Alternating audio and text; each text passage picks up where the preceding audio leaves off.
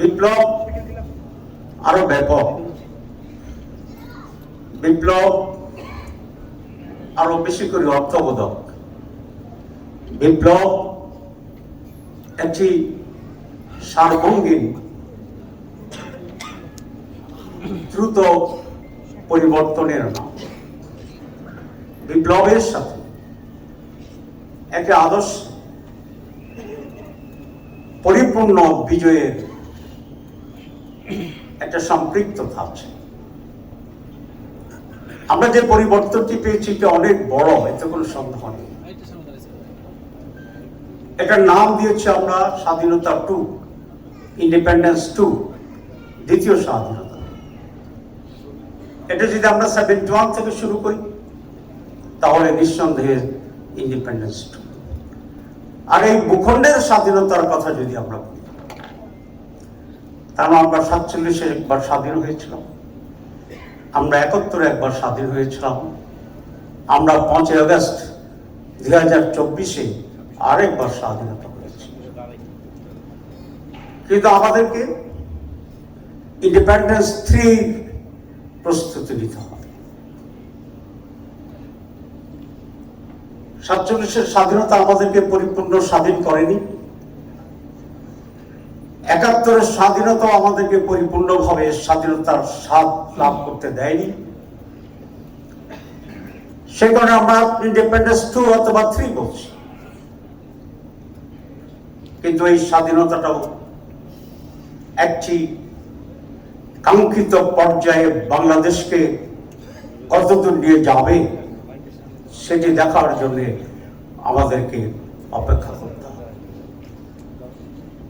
যে স্বাধীনতাটি একজন মানুষ লালন করে তার হৃদয়ে পরিপূর্ণ অর্জনের জন্য যে স্বাধীনতা, সেই স্বাধীনতা লাভের জন্য আমাদেরকে আরো অনেক প্রস্তুতি নিয়ে সেটি অর্জন করতে হবে। এবং একটি কল্যাণ রাষ্ট্র যখন আমরা প্রতিষ্ঠা করতে পারব, not by words, not by conception,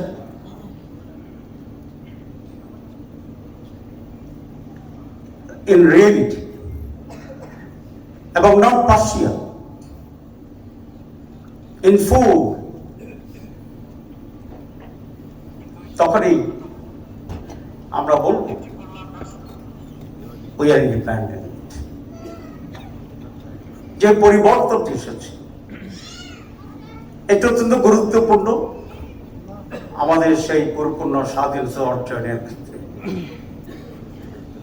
এই কথাটা এই জন্যই বললাম,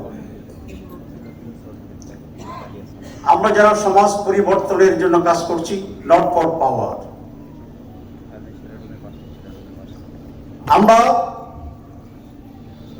যেটা আইডিওলজিক্যাল মোরাল ইমানসিপেশনের জন্য কাজ করছি, not for gaining some worldly wealth and better posting, আমরা যারা